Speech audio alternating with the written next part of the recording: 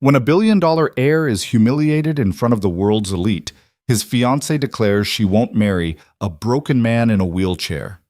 And the empire he built begins to crumble. But one woman sees what everyone else missed, a king who refuses to beg. What starts as a contract marriage to save his reputation becomes a dangerous game of loyalty, betrayal, and power. Because sometimes the person you underestimate is exactly the one who'll burn your world down to save you. Stay until the end to see how this unfolds, and drop a like and comment with your city so I can see how far this story travels. The Whitmore Grand Ballroom had never looked more beautiful, and Ethan Calloway had never felt more exposed. Crystal chandeliers threw fractured light across marble floors, and the city's most powerful families stood in clusters, champagne flutes catching the glow like tiny weapons. Outside the floor-to-ceiling windows, the skyline glittered, a monument to ambition, to money that moved mountains and crushed anything softer than steel. Inside, the air hummed with expensive perfume, quiet laughter, and the kind of conversation that decided which companies lived and which ones died before sunrise. Ethan sat in his wheelchair near the center of the room, his jaw tight, his hands resting too carefully on the armrests. He'd positioned himself deliberately, not tucked into a corner like something to be pitied, not hidden behind his family's security detail. He was here, visible, because if he gave them even 1 inch of weakness, they'd take the whole damn empire. 6 months. That's how long it had been since the accident that shattered his spine and killed the man driving beside him, his closest friend, his head of security, the only person who'd seen the brake lines cut before it was too late. 6 months since Ethan Calloway went from untouchable to vulnerable, from the heir everyone feared to the man everyone watched, waiting for him to fall the rest of the way. Tonight was supposed to fix that. Tonight, Vanessa Hart, his fiancée of 3 years, daughter of the Hart media dynasty, the woman whose family controlled half the news cycle in North America, was supposed to stand beside him and show the world that the Calloways were still a force to be reckoned with, that Ethan's injury didn't change a goddamn thing, except Vanessa was late, and Ethan could feel the room starting to shift. "Mr. Calloway?" A man approached. Lawrence Gaines, one of the investor vultures who'd been circling since the accident. His smile was all teeth. "Hell of a turnout. Your father must be pleased." Ethan met his eyes without flinching. He usually is when people show up on time. Gaines chuckled, glancing around. "Speaking of which, where's the lovely Miss Hart? I was hoping to congratulate you both." "She'll be here." Of course, of course." Gaines took a slow sip of his drink, letting the silence stretch just long enough to sting. "Though I have to say, Ethan, some of us have been wondering, given the recent changes, whether the merger with Hart Media is still moving forward. A lot of money on the table, a lot of questions." Ethan's fingers tightened on the armrest, but his voice stayed flat. "The merger's solid. You'll see the announcement next quarter." "Glad to hear it." Gaines smiled again, sharper this time. "Because if it falls through, well, your shareholders might start looking for alternatives. You understand." He walked away before Ethan could respond, and the message landed like a knife between the ribs. "They're already planning for your collapse." Ethan scanned the room, forcing himself to breathe evenly. His father, Richard Calloway, silver-haired and granite-faced, stood near the bar, surrounded by politicians and old money families who owed him favors spanning decades. He caught Ethan's eye across the crowd, and the look he gave his son was colder than the champagne. "Don't embarrass me tonight." Ethan looked away. Then the ballroom doors opened and Vanessa Hart stepped inside. She was stunning. She always was. Dark hair swept up, a crimson gown that clung in all the right places, diamonds at her throat that probably cost more than most people made in a year. Every head turned, cameras flashed, because of course there were cameras. Vanessa never went anywhere without making sure the world was watching. She walked toward Ethan, her heels clicking against marble, her expression unreadable. And something in Ethan's chest went cold. He knew that look. He'd seen it in boardrooms when someone was about to pull funding. He'd seen it in his father's eyes the day they told him he'd never walk again. Vanessa stopped 3 feet away from his wheelchair, close enough that everyone could see them, far enough that it felt like a chasm. "Ethan." Her voice was smooth, controlled, public. "Vanessa." He kept his tone even, but his pulse was hammering. "You're late." "I know." She glanced around the room, making sure every important pair of eyes was on her. Then she looked back at him, and there was no warmth in her gaze, no affection, just cold calculation. "I'm sorry, I needed time to think." Ethan's throat tightened. "About what?" She took a breath, slow, deliberate, like she was about to deliver a line she'd rehearsed. "About us. About this." She gestured vaguely toward him, toward the wheelchair, toward everything the accident had taken. "I can't do this anymore, Ethan." The room didn't go silent all at once. It was worse than that. Conversations died in ripples, spreading outward from where they stood, until the only sound was the faint clink of glassware and the hum of the city outside. Ethan stared at her. "What are you talking about?" Vanessa's jaw tightened, and for a second, just a second, he thought he saw something like regret flicker across her face. But then it was gone, replaced by the same steely composure she wore in front of cameras. "I'm talking about reality," she said, loud enough that the people nearest them could hear, loud enough that it would spread. "I signed on to marry a man who could lead an empire, Ethan, not someone who needs help getting through a doorway." The words hit him like a fist to the chest. Someone gasped. A woman near the bar put a hand to her mouth.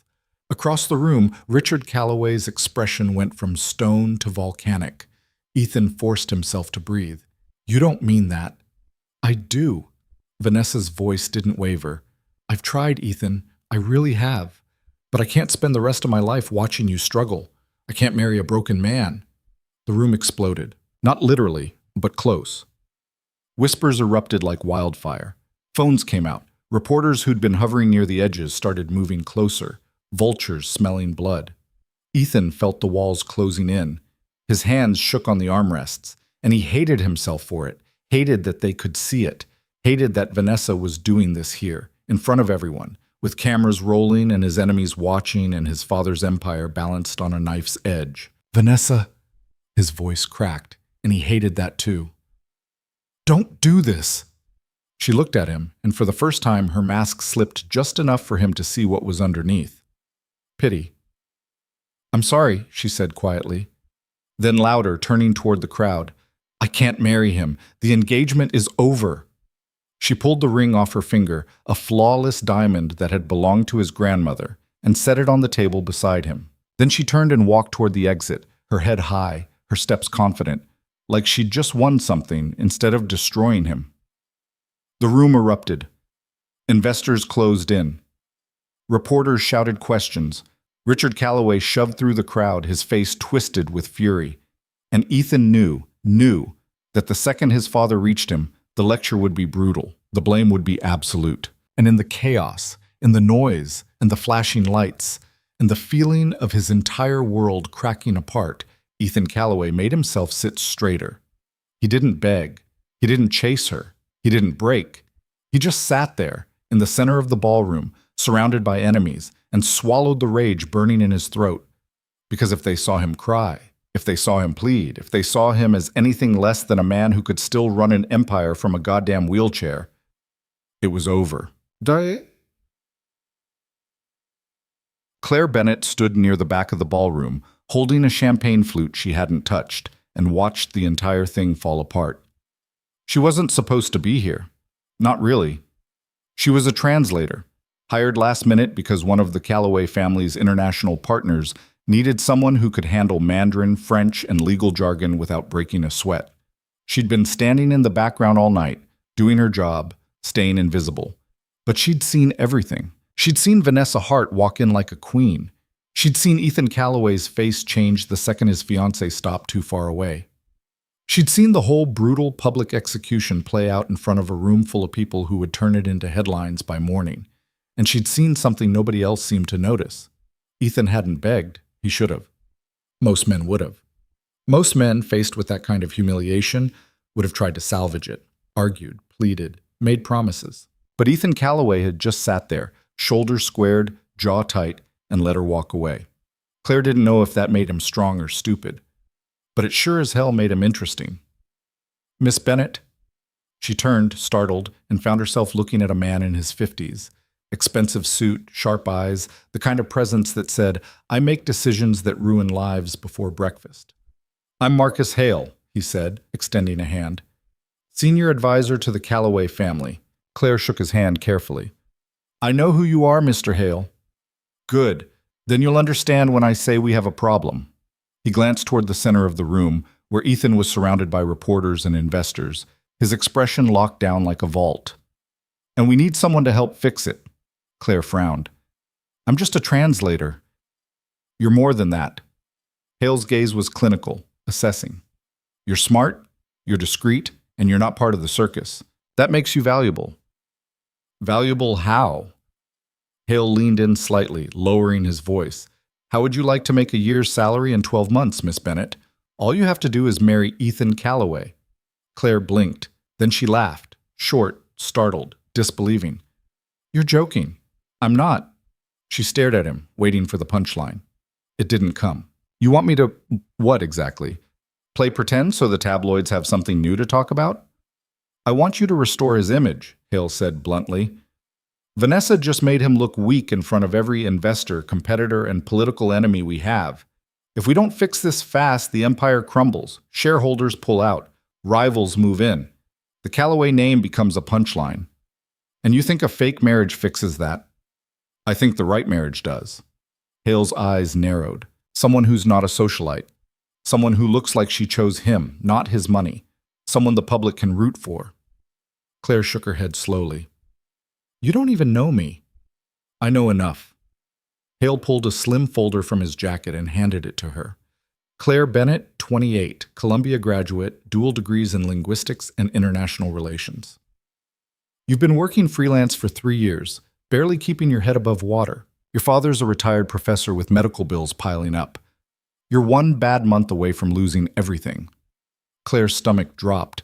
"How do you—" "It's my job to know." Hale's expression didn't change. "You're drowning, Miss Bennett. I'm offering you a life raft." She wanted to throw the folder back at him. She wanted to walk out of the ballroom and never look back. But she couldn't. Because he was right. Her father's treatments were bleeding her dry. Her apartment rent was 2 months overdue. She'd been taking every job she could find, working 70-hour weeks, and it still wasn't enough. "What exactly are you offering?" she asked quietly. "A 1-year contract marriage," Hale said. "You live in the Calloway estate. You attend events. You present a united front. In return, you receive $500,000. Half up front, half at the end of the contract. All your father's medical expenses covered. A clean exit when it's over." Claire's pulse hammered. $500,000. That was everything. That was her father's surgeries. That was breathing room. That was a future that didn't involve drowning. "And if I say no?" Hale shrugged. "Then we find someone else. But you won't get another offer like this, Miss Bennett, and neither will your father." It wasn't quite a threat, but it was close enough. Claire looked across the ballroom toward the man still sitting in the center of the chaos. Ethan Calloway's face was unreadable, but his hands were clenched on the armrests, knuckles white. She thought about her father, in a hospital bed he couldn't afford.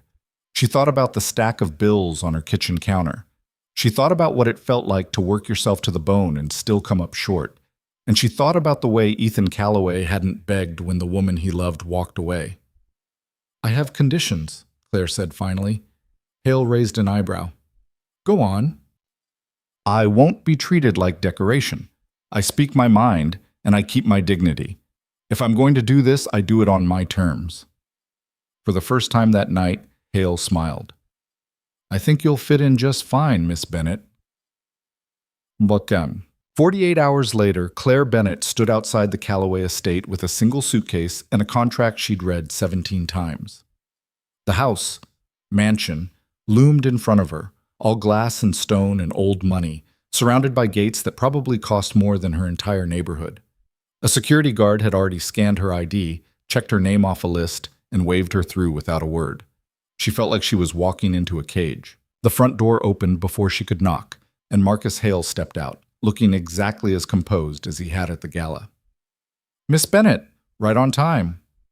"Punctuality's free," Claire said dryly. Hale's mouth twitched, almost a smile. "Come in. Mr. Calloway is waiting." She followed him inside, her footsteps echoing on polished floors.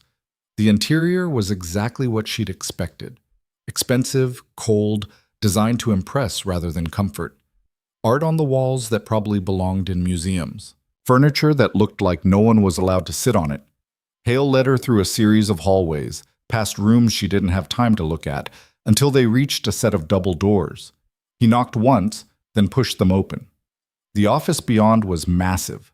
Floor-to-ceiling bookshelves, a desk the size of a small car, windows overlooking the city. And sitting behind the desk, his wheelchair pulled up close, was Ethan Calloway. He looked up when they entered, and Claire got her first real look at him outside the chaos of the gala. He was younger than she'd expected, 32, maybe 33. Dark hair, sharp jawline, eyes that looked like they'd stopped trusting people a long time ago. He wore a tailored shirt with the sleeves rolled up, and there was a tension in his shoulders that said he was used to carrying weight no one else could see. He studied her for a long moment, his expression unreadable. Then he spoke. "You're the translator." "I'm the woman you're going to marry," Claire corrected. "Apparently." Ethan's eyes narrowed. "Hale told you the terms?" "He did." "And you agreed?" "Obviously, or I wouldn't be here." Claire crossed her arms. "But let's get something straight, Mr. Calloway. I'm not doing this because I think you're some tragic hero who needs saving. I'm doing it because I need the money, and you need someone to make you look less pathetic in public. It's a transaction. Let's not pretend it's anything else." Hale made a choking sound. Ethan just stared at her. Then, slowly, something that might have been a smile tugged at the corner of his mouth. "You always this blunt? You always this surprised when people tell you the truth?" The almost smile vanished. "Hale, give us the room." Hale hesitated. "Sir? Now." Hale left, closing the doors behind him. Claire stayed where she was, meeting Ethan's gaze without flinching. "You don't like me," Ethan said finally. "I don't know you.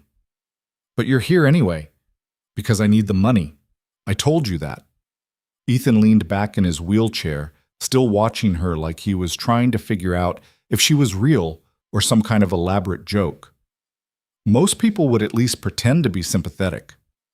Most people didn't just watch your fiancé humiliate you in front of half the city, Claire shot back. "I'm not going to insult your intelligence by pretending I don't know exactly what this is." "And what is it?" "Damage control." She gestured toward the windows, toward the skyline beyond. "You got publicly dumped by a woman who made you look weak. Now you need someone to stand next to you and prove you're still worth betting on. I'm the prop. You're the performance. We both get what we need, and in a year, we walk away." Ethan's jaw tightened. "You make it sound simple, isn't it?" "No." He rolled his wheelchair out from behind the desk, stopping a few feet away from her. "It's not.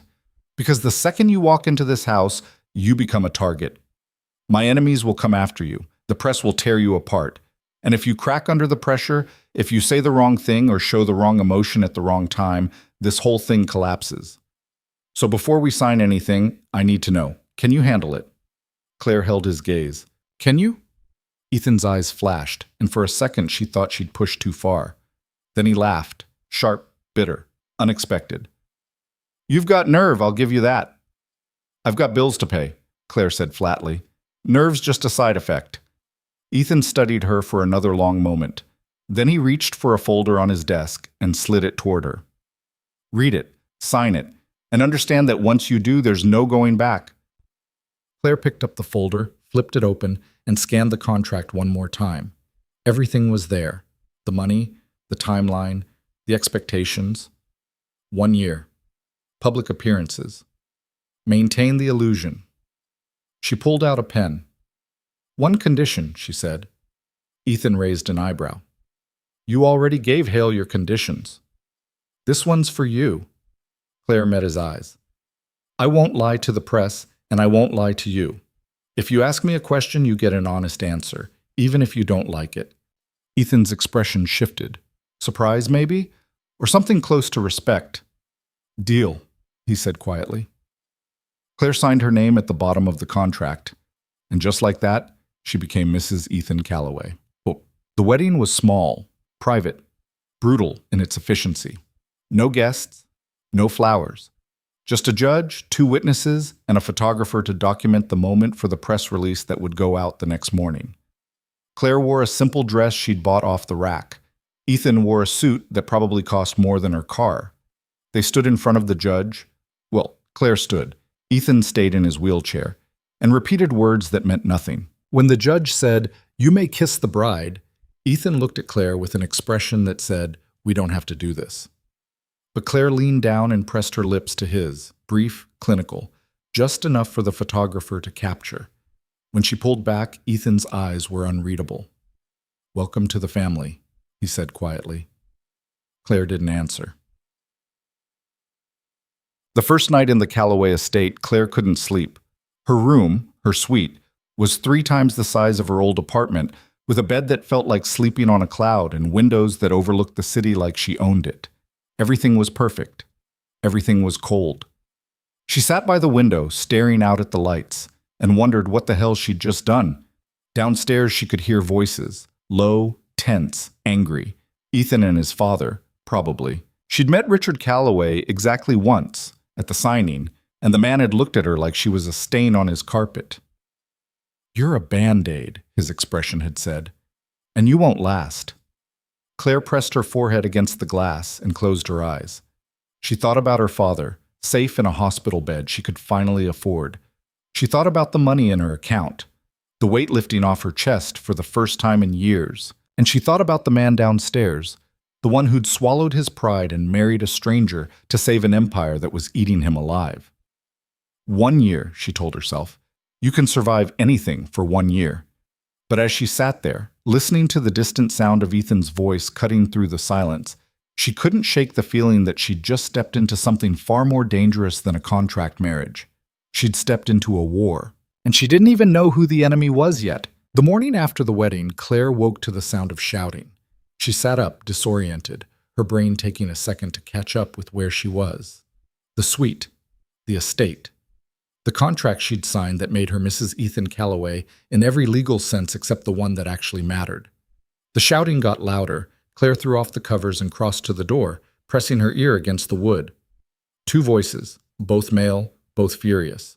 One was definitely Ethan. The other had the same clipped, authoritative tone she'd heard from Richard Calloway at the signing. She shouldn't listen. This wasn't her business. She was here to smile for cameras and collect a paycheck, not get involved in family drama. But she opened the door anyway. The voices were coming from downstairs, echoing up through the massive foyer.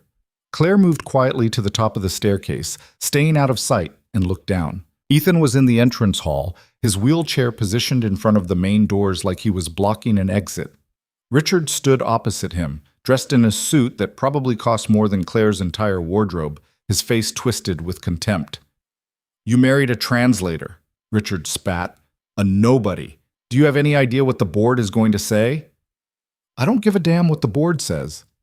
Ethan's voice was low, controlled, but there was steel underneath. "I did what I had to do." "What you had to do was keep Vanessa Hart from walking out in the first place." Richard took a step closer. "You were supposed to secure that merger. Instead, you let her humiliate you in front of everyone who matters. And now you think some random woman with a college degree is going to fix it? She's not random. She's smart. She's capable. And she doesn't have an agenda." Richard laughed, bitter, sharp. "Everyone has an agenda, Ethan. You're just too blind to see hers yet." "At least she's not trying to destroy me from the inside," Ethan shot back, "which is more than I can say for half the people in this house." Richard's expression went cold. "Careful." "Or what?" Ethan rolled his wheelchair forward, closing the distance between them. "You'll cut me out? Replace me? Go ahead. See how long the empire lasts without me." "It would last longer than it will with you dragging it down." Richard's voice dropped, vicious. "You're weak, Ethan. The accident proved it. Vanessa proved it. And now you're proving it again by clinging to some fantasy that a contract marriage is going to save you." Claire's hands tightened on the banister. Ethan didn't flinch. "Get out of my house." "This isn't your house. It's the family's house. And until you prove you can actually run the company without destroying it, you don't get to make demands." "I said get out." Richard stared at his son for a long, tense moment. Then he turned and walked toward the door, pausing just before he reached it. "You've got 6 months," he said without looking back. 6 months to turn this disaster around. If you can't, I'm calling a board vote, and we both know how that ends." The door slammed behind him. Ethan sat there, alone in the middle of the foyer, his shoulders rigid, his hands clenched on the armrests. Claire watched him from the top of the stairs, her stomach twisting. She should have stayed in her room. She shouldn't have heard any of this. But she had. And now she understood exactly what kind of pressure Ethan Calloway was under. She turned to head back to her suite before he noticed her, but her foot caught the edge of the runner and she stumbled. The noise echoed through the foyer like a gunshot. Ethan's head snapped up. Their eyes met across the distance, and for a second neither of them moved. Then Ethan's jaw tightened. "How long have you been standing there?" "Long enough."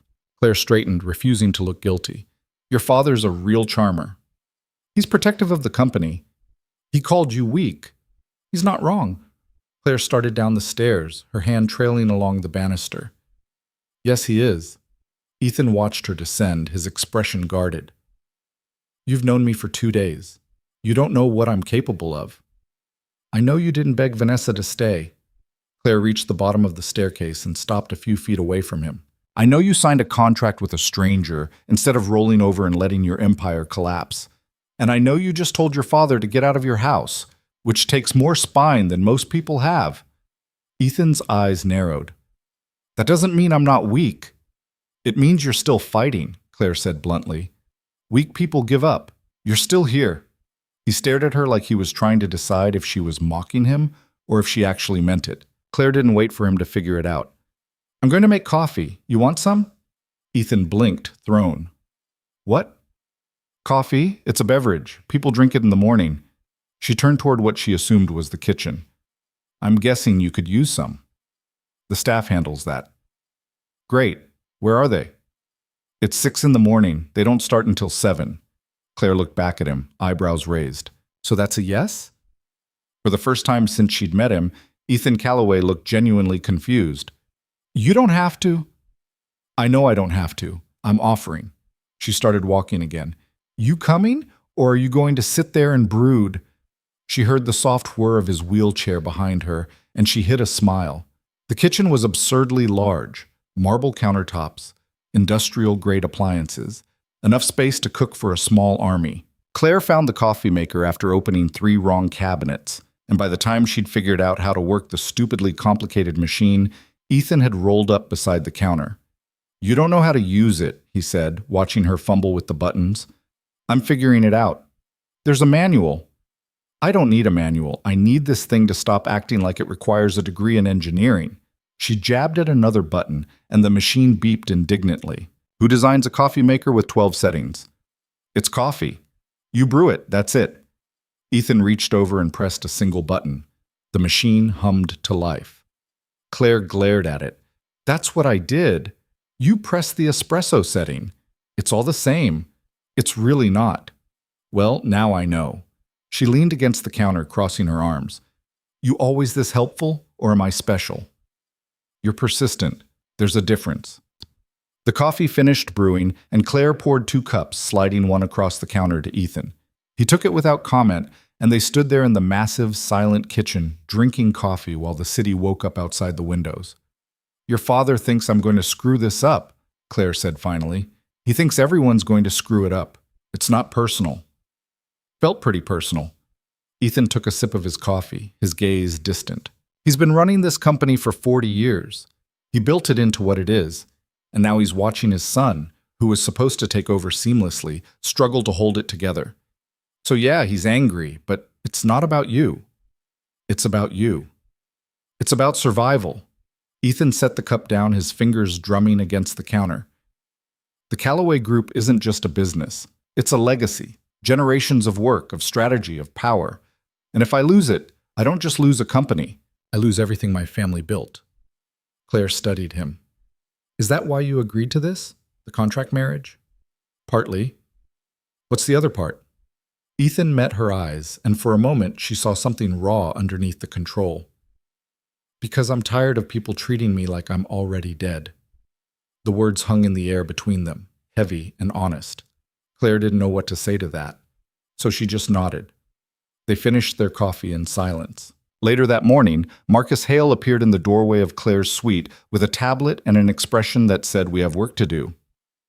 "Good, you're up." He stepped inside without waiting for an invitation. "We need to talk strategy." Claire, who'd been halfway through getting dressed, grabbed a robe and tied it around herself. "Ever heard of knocking?" "I did knock. You didn't answer." Hale set the tablet on the desk and started swiping through screens. "We've got 3 events lined up for the next 2 weeks. A charity gala, a business luncheon, and a private dinner with some of the company's major investors. You'll attend all of them with Ethan." "Okay." Hale looked up, surprised. "That's it? No complaints?" "I signed a contract that says I show up and look supportive. That's what I'm doing." Claire sat down on the edge of the bed. "What else do you need?" Hale studied her for a moment, then nodded slowly. "You'll need a wardrobe. The stylist will be here this afternoon. Don't argue with her. She knows what works for cameras." "I'm not arguing with anyone. I'm just doing my job." "Good." Hale swiped to another screen. "You'll also need to get comfortable with the press. They're going to ask questions, lots of them. Where you met, how long you've been together, why you're not Vanessa Hart. I'll handle it." "Miss Bennett, I said I'll handle it." Claire met his eyes. "I'm not an idiot, Mr. Hale. I know how this works. I smile. I say we're happy. I don't give them anything they can twist into a headline. It's not complicated." Hale's mouth twitched. "You're more prepared than I expected. I'm a translator. Half my job is reading people and knowing what they want to hear." She stood, tightening the robe. "Is there anything else?" "One more thing." Hale's expression turned serious. "Vanessa Hart gave an interview last night. It's already trending."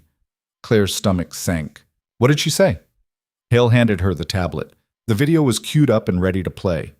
Claire hit the button, and Vanessa Hart's face filled the screen. Perfect makeup, perfect lighting, perfect victim expression. The interviewer leaned forward, all sympathy. "Vanessa, thank you for sitting down with us. I know this has been a difficult time." "It has," Vanessa said softly, "but I think it's important to be honest about what happened." "And what did happen?" "There's been a lot of speculation since the engagement ended." Vanessa took a delicate breath. "I loved Ethan. I really did. But after the accident, he changed. He became distant, angry. And I tried to support him, I really did, but he pushed me away. He made it clear that he didn't want my help. That must have been painful." "It was, but I couldn't stay in a relationship where I wasn't valued, where I was treated like an obligation instead of a partner." So Vanessa's eyes glistened, actually glistened, like she'd practiced crying on cue. "And now, seeing him rush into a marriage with someone he barely knows, it just confirms that I made the right choice." The interviewer nodded. "Do you have any message for Ethan's new wife?" Vanessa smiled, small, sad, devastatingly effective. "I hope she knows what she's getting into, because Ethan Calloway isn't the man he used to be, and I'm not sure he ever will be again." The video ended. Claire set the tablet down, her jaw tight. "She's good." "She's dangerous," Hale corrected. "That interview has been viewed 3 million times in 12 hours. The narrative is already shifting. People are starting to feel sorry for her." "Let them." Hale frowned. "Miss Bennett?" "Let them feel sorry for her," Claire repeated. "Because when we show up at that gala in 2 weeks, and I'm standing next to Ethan looking like I actually chose to be there, her whole victim act falls apart. People love an underdog. Right now, she's playing the abandoned fiancé. But the second they see us together, happy, functional, real, she becomes the woman who walked away from something good. And that's a much harder story to sell." Hale stared at her. Then, slowly, he smiled. "You really are smarter than I expected. Thanks for the vote of confidence. One question." Hale picked up the tablet. "Can you actually pull that off? Looking happy?" Claire thought about Ethan sitting alone in the foyer after his father left. She thought about the way he'd said, "I'm tired of people treating me like I'm already dead." "Yeah," she said quietly. "I can pull it off." That afternoon, the stylist arrived with enough clothing to fill a small boutique. Her name was Monica, and she moved through Claire's suite like a general inspecting troops, pulling dresses out of garment bags and holding them up to the light with a critical eye. "Okay, so here's the situation," Monica said, draping a navy gown over the back of a chair. "You're the new wife. You're not trying to be Vanessa because Vanessa is ice and diamonds and old money. You're warmth. You're real. You're the woman who saw past the wheelchair and fell for the man. Claire, who was standing in the middle of the room in her underwear while Monica circled her like a shark, raised an eyebrow. You know this is fake, right?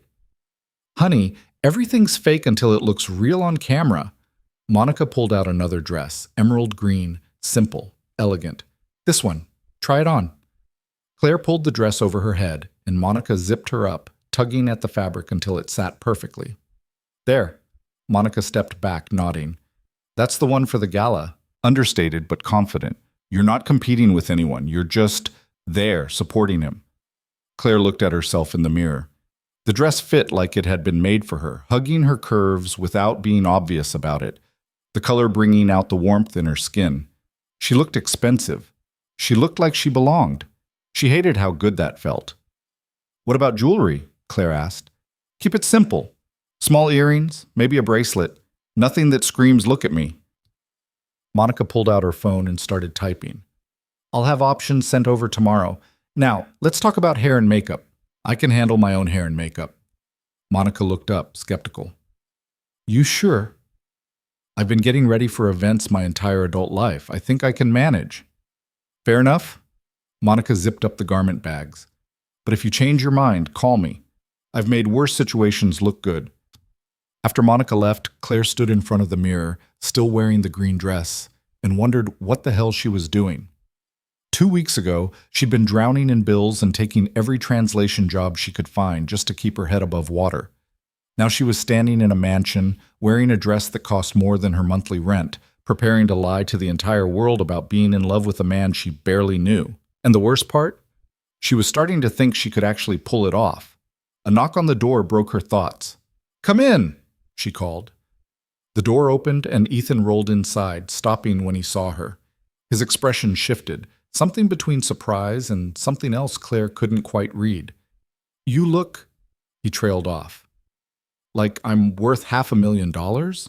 Claire turned away from the mirror. That's the point, right? Ethan's jaw tightened.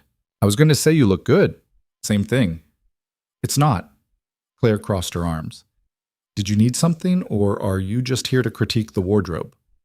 Ethan rolled closer, his eyes still on her. Hale told me about Vanessa's interview. Yeah, she's selling the heartbroken ex-fiancé angle pretty hard. And you're okay with that? I'm okay with letting her dig her own grave. Claire sat down on the arm of the chair, the dress pooling around her. She's betting that people will feel sorry for her, but the second we show up together and you look like you've moved on, she loses.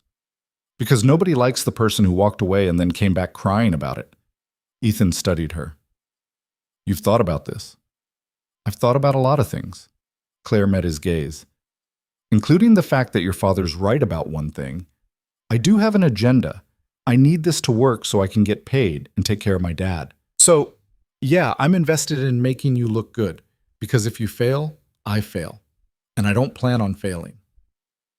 Ethan was quiet for a moment. Then he said, Your father, what's wrong with him? Claire hesitated. She didn't talk about this, not with anyone. But Ethan was watching her with something that looked almost like genuine curiosity, and she found herself answering, Heart condition, chronic. He needs surgery, but it's expensive, and insurance only covers part of it. She looked down at her hands.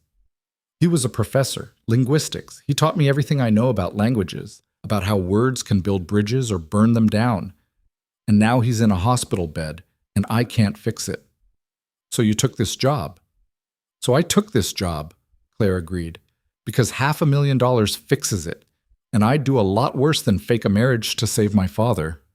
Ethan nodded slowly. I get that. Do you? Yeah. He looked toward the window, his expression distant. I'd do a lot worse to save what my family built, even if it means marrying someone I don't love. The honesty of it hit Claire harder than she expected. We're both pretty ruthless, huh? She said quietly. Ethan looked back at her and something like a smile crossed his face. Yeah, I guess we are. They sat there in silence for a moment, the weight of the contract between them feeling a little less cold. Then Ethan cleared his throat. There's something else. I'm hosting a dinner here tomorrow night, some of the company's board members. My father will be there. Claire's stomach dropped. Sounds fun. It won't be. Ethan's hands tightened on the armrests. They're going to test you, see if you crack.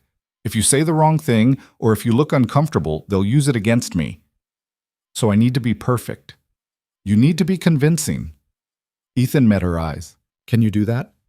Claire thought about her father, about the hospital bills, about the fact that she'd already signed her name to a contract that said she'd do exactly this.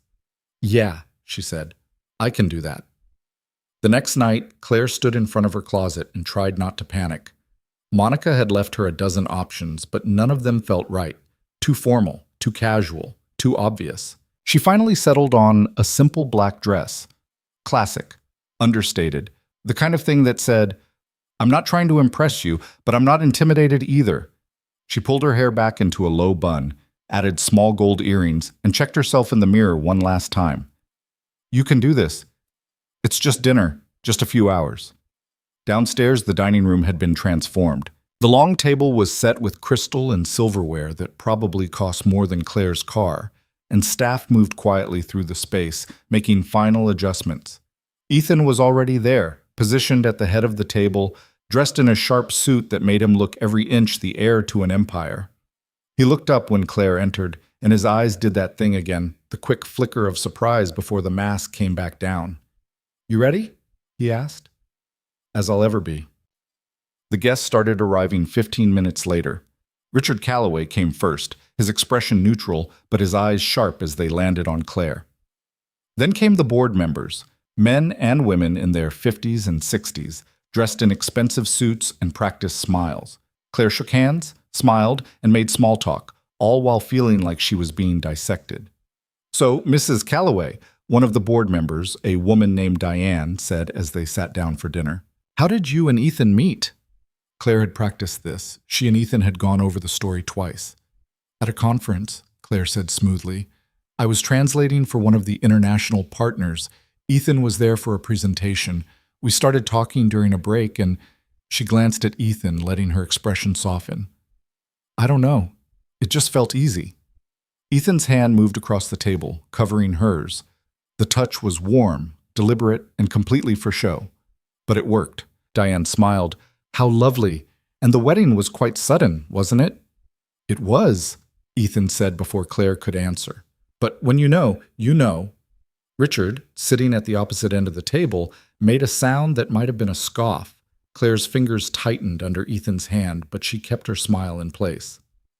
Dinner continued, courses that Claire barely tasted, wine that she sipped slowly, and conversation that felt like a minefield. Then halfway through the main course, Richard set down his fork and looked directly at Claire.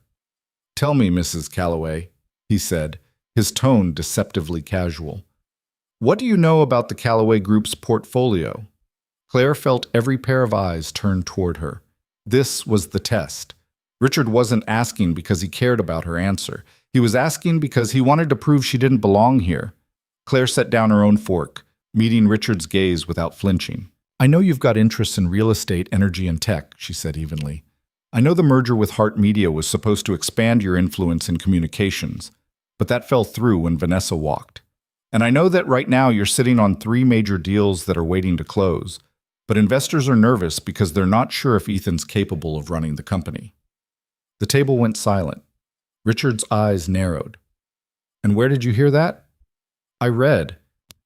Claire picked up her wine glass. I also pay attention. It's not exactly a secret that people are watching to see if Ethan fails. And what do you think? Richard leaned forward. Do you think he's capable? Claire looked at Ethan, who was watching her with an unreadable expression. Then she looked back at Richard. I think anyone who underestimates him is going to regret it, she said quietly. And I think you know that. Otherwise, you wouldn't be so worried. Richard stared at her, his expression frozen somewhere between shock and fury. Then slowly, he leaned back in his chair. Well, he said, his voice tight, at least she's not a pushover. The tension broke. Diane laughed. Another board member raised his glass in a mock toast, and Ethan's hand tightened around Claire's just for a second before he let go. The rest of dinner passed without incident, and by the time the guests left, Claire felt like she'd just survived a battlefield. She found Ethan in his office afterward, staring at his computer screen like it had personally offended him. "You okay?" she asked from the doorway. Ethan looked up. "I should be asking you that." "I'm fine." "You were incredible tonight." He said it like he was stating a fact, not giving a compliment. "The way you handled my father, I've never seen anyone do that." Claire shrugged. "He was testing me. I don't like tests." Clearly. Ethan leaned back in his chair. "Where did you learn to do that? Read a room like that?" "My dad," Claire said. "He used to say that words only matter if you understand the person listening. So I learned to pay attention, to read body language, tone, intent. It's how I became a good translator." Ethan studied her. "You're a lot more than a translator, Claire." She didn't know what to say to that, so she just nodded. "Get some sleep," Ethan said, "but the gala's in 10 days. And if tonight was the warm-up, that's going to be the real fight." Claire turned to leave, then paused. "Ethan? Yeah? Thanks for backing me up tonight." Ethan's expression softened, just a fraction. "You didn't need me to, but you're welcome." Claire left him there, alone in his office, and headed back to her suite. And as she lay in bed that night, staring at the ceiling, she realized something that scared her more than Richard Calloway's tests or Vanessa Hart's interviews or any of it. She was starting to care, not about the money, not about the contract, about Ethan. And that wasn't part of the plan at all. The days leading up to the gala blurred together in a strange rhythm Claire hadn't expected.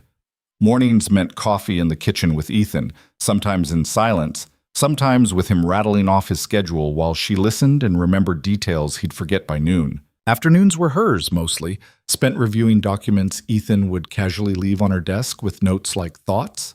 Or does this sound insane? And evenings meant dinners where they sat across from each other and pretended this was normal. Except it was starting to feel normal. And that was the problem. Claire caught herself laughing at something Ethan said about a board member's terrible toupee. She found herself asking about his physical therapy sessions, not because the contract required it, but because she wanted to know if the pain was getting better. She started recognizing the difference between his "I'm fine" voice and his "I'm actually fine" voice. And worse, far worse, she started noticing the way he looked at her when he thought she wasn't paying attention. It was a week before the gala when everything shifted. Claire was in Ethan's office, sitting across from his desk with a stack of financial reports spread out in front of her. He'd asked her to look over the quarterly earnings before they went to the board, and she'd found 3 discrepancies that didn't add up. "Here." She slid one of the reports toward him, pointing at a line of numbers. "This expense is listed twice. Different departments, same amount, same date. Either someone made a mistake or someone's skimming." Ethan leaned forward, his eyes scanning the page. "How did you catch that?" "I'm a translator. I notice patterns. Some numbers are just another language." Claire pulled out another report. "And this one, there's a transfer to a subsidiary that doesn't match any of the approved budgets. It's not huge, but it's consistent, every month for the past 6 months. Ethan's expression darkened. "Who approved these?" Claire checked the signature line. "Gerald Moss, my father's CFO." Ethan sat back, his jaw tight. "He's been with the company for 20 years. Then either he's getting sloppy or he's getting greedy." Claire met Ethan's eyes. "You need to audit him, quietly, before he realizes you're looking." Ethan stared at the reports like they'd personally betrayed him. Then he looked up at Claire, and there was something in his expression she hadn't seen before. Respect, maybe, or surprise that she'd actually found something real. "You didn't have to do this," he said quietly. "I know." "So why did you?" Claire hesitated. The easy answer was because it's part of the deal. But that wasn't true anymore, and they both knew it. "Because someone's stealing from you," she said finally, "and I don't like thieves." Ethan held her gaze for a long moment.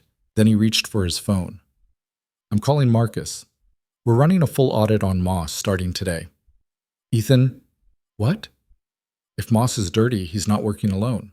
People like that don't operate in a vacuum." Claire leaned forward. "You pull the thread too hard, too fast, and whoever else is involved will run. You need to be smart about this." Ethan's mouth curved into something that wasn't quite a smile. "You sound like you've done this before." "I've translated for enough corporate espionage cases to know how it works." Claire stood gathering the reports. Start with the subsidiary, track where the money's actually going. Once you have proof, you can move. And in the meantime? In the meantime, you smile at Gerald Moss like you don't suspect a thing, and you let him think he's getting away with it. Ethan watched her, his expression unreadable. You're kind of terrifying when you want to be. I'll take that as a compliment. It was. Claire left the office before she could say something stupid, like, I'm starting to care whether you lose this company, or worse, I'm starting to care about you. But the truth was already sitting heavy in her chest, and ignoring it wasn't making it go away. That night, Claire couldn't sleep. She kept thinking about the numbers, about Gerald Moss, about the way Ethan's entire world seemed to be built on people waiting for him to fail. She thought about Richard Calloway's cold eyes and Vanessa Hart's perfect victim act, and the way Ethan sat alone in his office every night, like he was carrying the weight of the world on his shoulders. She thought about the contract in her desk drawer, the one that said she had 10 more months before she could walk away with her money and her life, and nothing tying her to this place. And she thought about how much harder it was getting to imagine actually leaving. Around 2 in the morning, she gave up on sleep and went downstairs to the kitchen. The house was dark, silent, the kind of quiet that felt too big. She was halfway through making tea when she heard the soft whir of Ethan's wheelchair behind her. Can't sleep either? He asked. Claire turned, unsurprised. Apparently not. Ethan rolled closer, stopping near the counter. He was still dressed, which meant he probably hadn't even tried to sleep. You're thinking about Moss. Among other things. Like what? Claire poured hot water over her tea bag, watching the color bleed into the cup. Like the fact that you've got enemies inside your own company. Like the fact that your father would probably throw you under a bus if it meant saving the empire. Like the fact that I'm supposed to be a stranger who showed up for a paycheck, but I'm standing in your kitchen at 2 in the morning worrying about your CFO embezzling funds. Ethan was quiet for a moment. Then he said, You're not a stranger anymore? Claire's hands tightened on the mug. I'm supposed to be. Yeah, well, things change. She turned to face him, leaning against the counter. Do they? Because in 10 months, I walk away. That was the deal. I know. So what are we doing, Ethan? The question came out sharper than she meant it to. Because this, whatever this is, it's not part of the contract. Ethan met her eyes, and the walls he usually kept up weren't there. I don't know what we're doing, but I know I trust you, and I haven't trusted anyone in a long time. Claire's chest tightened. That's a bad idea. Probably. I'm serious. You don't know me, not really. I could be... You're not, Ethan said flatly. You're not like them. You don't want something from me. You're just here. I want the money. No, you wanted the money. Past tense. Ethan rolled closer, close enough that she could see the exhaustion in his eyes, the weight he carried that nobody else seemed to notice. Now you're here because you want to be. And don't lie and say you're not. Claire opened her mouth to argue, to tell him he was wrong, that this was still just a job, that she hadn't changed the rules, but the words wouldn't come, because he was right. This is a bad idea, she said again, quieter this time. Yeah, Ethan agreed. It probably is. They stood there in the dark kitchen, the space between them feeling smaller than it should, and Claire realized with absolute clarity that she was in trouble. She'd signed up to fake a marriage. She hadn't signed up to actually care. But here she was, caring. The gala was 3 days away when Vanessa Hart showed up at the estate. Claire was in the garden, a massive, perfectly manicured space behind the house that she'd been exploring when she needed to clear her head, when she heard voices coming from the front drive. She walked around the side of the house and stopped dead. Vanessa stood near the entrance, dressed in white, like she was trying to look innocent, her hair perfect, her expression calm. And standing in front of her, blocking the door, was Ethan. You need to leave, Ethan was saying, his voice low and controlled. I just want to talk. Vanessa's tone was soft, pleading. 5 minutes, Ethan. That's all I'm asking. You don't get 5 minutes. You don't get anything. Ethan's hands were tight on his armrests. You made your choice. Live with it. I made a mistake. Vanessa took a step closer, her eyes glistening. I was scared, and I said things I didn't mean, and I've regretted it every day since. Please, just no. Ethan, I said no. His voice cut through hers like a blade. You humiliated me in front of everyone I know. You called me broken. You walked away when I needed you most, and now you want me to believe you've changed your mind? Vanessa's face crumpled, and Claire had to admit the woman was good. If Claire didn't know better, she'd almost believe the tears were real. I still love you, Vanessa whispered. You love what I represent. You love the name, the money, the power. You never loved me. Ethan's jaw tightened. And I'm done pretending that's enough. That's when Vanessa's gaze shifted, landing on Claire. Her expression changed, just for a second, a flash of something cold and calculating before the mask came back. Ah, Vanessa said, straightening. The new wife, how lovely. Claire stepped forward, keeping her expression neutral. Miss Hart. Mrs. Calloway, Vanessa corrected, her smile sharp. Oh, wait. That's you now, isn't it? Tell me, how does it feel to be a replacement? I wouldn't know, Claire said evenly. I'm not replacing anyone. I'm just the person who showed up. Vanessa's eyes narrowed. Ethan doesn't love you. You know that, right? This whole thing is just damage control, a Band-Aid. Maybe, Claire said, but at least I didn't abandon him when things got hard. The words landed like a slap. Vanessa's composure cracked just for a second, her perfect face twisting with something ugly. Then she smoothed it over, turning back to Ethan. This isn't over, she said quietly. Yes, Ethan said, it is. Vanessa stared at him for a long moment. Then she turned and walked back to her car, her heels clicking against the pavement. Claire waited until the car disappeared down the drive before she looked at Ethan. You okay? She asked. Ethan didn't answer right away. He just sat there, staring at the space where Vanessa had been, his expression unreadable. Yeah, he said finally. I'm okay. But Claire could hear the lie. That night, Claire found Ethan in the library, a room she'd barely set foot in, filled with books that probably hadn't been touched in years. He was sitting near the window, a glass of whiskey in his hand, staring out at the city lights. You're drinking, Claire said from the doorway. Observant. You don't usually drink. I don't usually have my ex-fiancée show up and tell me she made a mistake. Ethan took a sip, not looking at her.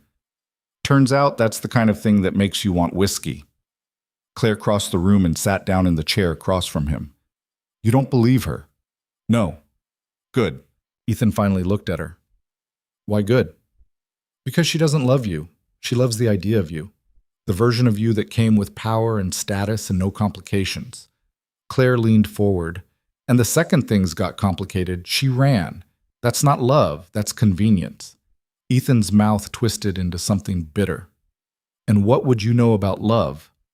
Not much, Claire admitted, but I know what it's not. And it's not whatever Vanessa was selling. Ethan stared into his glass. She called me broken. She's an idiot. She's not wrong. Yes, she is. Claire's voice sharpened. You're not broken, Ethan. You're hurt. There's a difference. Is there? Yeah. Broken means unfixable. Hurt means you're still here, still fighting, still running a goddamn empire from a wheelchair while everyone around you waits for you to fail. Claire stood, crossing to the window. You want to know what I see when I look at you? Ethan didn't answer, but he was watching her now, his full attention locked on her. I see someone who refuses to quit. Someone who could have given up after the accident, after Vanessa, after all of it, and didn't. I see someone who's stronger than anyone gives him credit for. She turned to face him. So no, you're not broken, and anyone who says otherwise is either blind or lying. The silence stretched between them, heavy and charged. Then Ethan set down his glass and said, Come to the gala with me. Claire blinked. I'm already going with you. That's the whole point. No, I mean, come with me because you want to, not because Hale scheduled it or because the contract says you have to.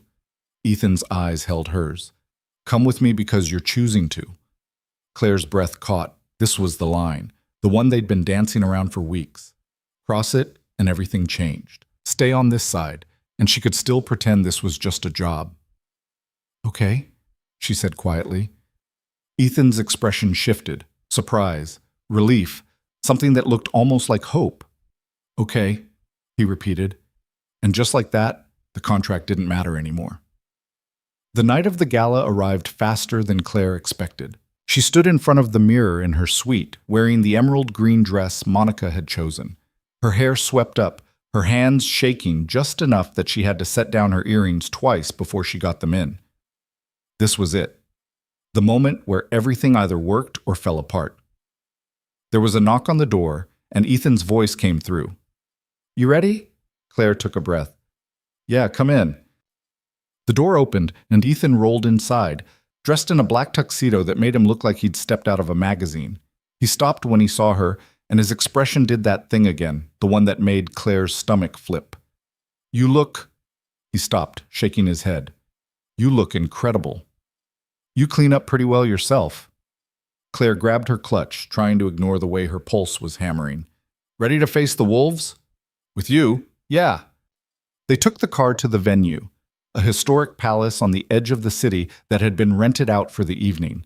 The place was already packed, cameras flashing as guests arrived, reporters shouting questions from behind velvet ropes.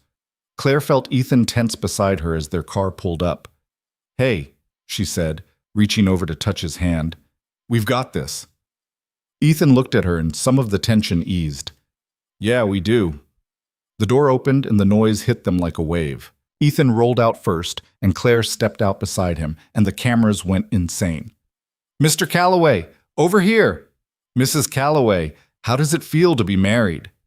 "Is it true you met at a conference?" "What do you say to people who think this is just for show?" Claire kept her expression calm, her hand resting lightly on Ethan's shoulder, a gesture Monica had coached her on. Supportive, but not possessive. Like your equals. They made their way inside, past the reporters, into the main ballroom where the real work began. The room was stunning. Chandeliers, marble floors, tables draped in silk. And everywhere Claire looked, she saw people watching them. Investors, competitors, society vultures who wanted to see if the new Mrs. Calloway would crack under pressure. "Breathe," Ethan murmured. "I'm breathing." "You're holding your breath," Claire exhaled slowly. "Better?" "Better." They moved through the crowd, shaking hands, making small talk, playing the part. Claire smiled at people whose names she'd never remember and nodded along to conversations about markets and mergers and money. And then across the room, she saw her. Vanessa Hart, dressed in silver, surrounded by admirers, her smile perfect and cold. Their eyes met, and Vanessa's expression shifted into something almost predatory. She was coming over. "Ethan," Claire said quietly, "I see her." Vanessa reached them, her smile wide, her voice dripping with false warmth. "Ethan, Claire, what a lovely surprise." "Vanessa," Ethan's tone was flat. "I didn't realize you'd be here." "Oh, you know me. I never miss an opportunity to support the arts." Vanessa's gaze slid to Claire. "And I was so curious to meet the woman who managed to land Ethan Calloway in, what was it, 3 weeks?" "2," Claire corrected. "But who's counting?" Vanessa's smile tightened. "It must be quite the adjustment, going from translating documents to running in these circles." "It's not that different, actually," Claire said smoothly. "Both require knowing what people really mean when they're talking, and what they're not saying." Vanessa's eyes narrowed. "And what do you think I'm not saying?" "That you regret walking away." Claire kept her voice light, conversational. "That you thought Ethan would fall apart without you, and you're realizing he didn't. That seeing him move on scares you more than you want to admit." The crowd around them had gone quiet, people leaning in to listen. Vanessa's composure cracked, her voice dropping. "You don't know anything about me." "I know enough." Claire stepped closer. "I know you're cruel. I know you humiliated a man you claimed to love because he didn't fit your perfect image anymore. And I know that no matter what you do now, you're always going to be the woman who walked away. That's your legacy, Vanessa, not his." Vanessa's face flushed, her hands clenching at her sides. "You think you're so clever." The explosion cut her off. The sound was deafening, a thunderous crack that shook the entire building. The chandeliers swayed, glass shattered. And then the screaming started. Claire's ears rang, her vision blurring as smoke began to fill the ballroom. People were running, shoving, panicking. She looked down at Ethan, who was gripping his armrests, his face pale. "We need to move," he said. No. Claire grabbed the handles of his wheelchair. We need to get you out of here. Claire, shut up and let me help you. Another explosion rocked the building, closer this time. The lights flickered and died, plunging the room into chaos. Claire pushed Ethan's wheelchair forward, weaving through the panicked crowd, her heart hammering. The smoke was getting thicker, burning her lungs, and she could barely see 3 feet in front of her. There! Ethan pointed toward a side exit, barely visible through the haze. Claire pushed harder, her arms screaming, her lungs burning. They reached the door just as a third explosion tore through the far side of the ballroom. The force of it knocked Claire sideways, and she stumbled, her hand slipping off the wheelchair. Ethan caught her wrist, pulling her back. Don't let go, he said, his voice rough. I won't. They burst through the exit into a hallway, cleaner air hitting Claire's face like a blessing. Behind them, the ballroom was collapsing into chaos. Fire, smoke, people screaming. Security was trying to get people out, shouting orders, but it was pandemonium. Claire kept pushing, following the hallway to a back exit, and finally, they burst outside into the night air. Claire collapsed against the wall, coughing, her whole body shaking. Ethan was beside her, his face streaked with soot, his eyes wild. Are you hurt? He demanded. I'm fine. Are you? I'm fine. They stared at each other, both of them gasping for air, and Claire realized something with absolute certainty. Someone had just tried to kill them. And this wasn't over. Sirens cut through the night air, getting louder with every second. Claire's lungs still burned from the smoke, her hands were shaking, and she couldn't stop replaying the moment when the first explosion had ripped through the ballroom. The sound, the heat, the way Ethan's face had gone white. Emergency vehicles screeched to a stop in front of the palace, and paramedics poured out, rushing toward the people stumbling from the building. Claire watched them move, her brain trying to process what had just happened while her body stayed locked in survival mode. Mrs. Calloway.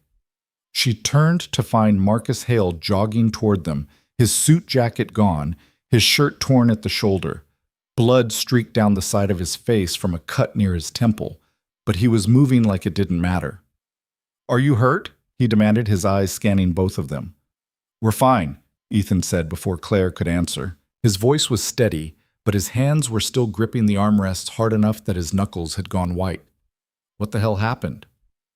3 explosive devices, planted in different locations throughout the ballroom. Hale pulled out his phone, his fingers already moving across the screen.